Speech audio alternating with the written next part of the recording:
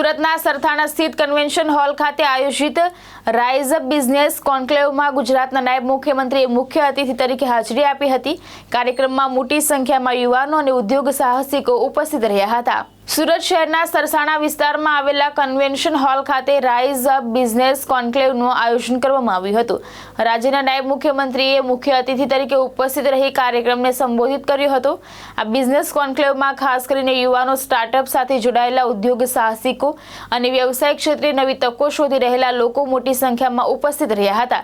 કાર્યક્રમ દરમિયાન ઉદ્યોગ, રોજગારી, સ્ટાર્ટઅપ, ઇકોસિસ્ટમ અને આત્મનિર્ભર ભારતના વિઝનને આગળ વધારવા માટે વિવિધ વિષયો પર માર્ગદર્શન આપવામાં આવ્યું હતું। એનિવર્સરી પર તમામ ફાઉન્ડર્સ અને મેમ્બર્સનો હું ખૂબ ખૂબ શુભકામનાઓ આપું છું।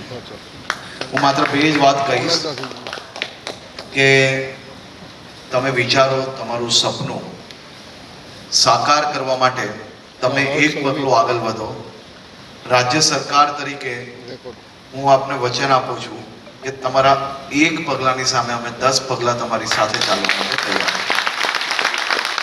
આપ સૌ લોકોને આપના સપના સાકાર થાય તેવી ખૂબ ખૂબ શુભકામનાઓ। આભાર। ભાવેશ ઉપાધ્યાય, દ્રષ્ટિકોણ ન્યૂઝ, સુરત।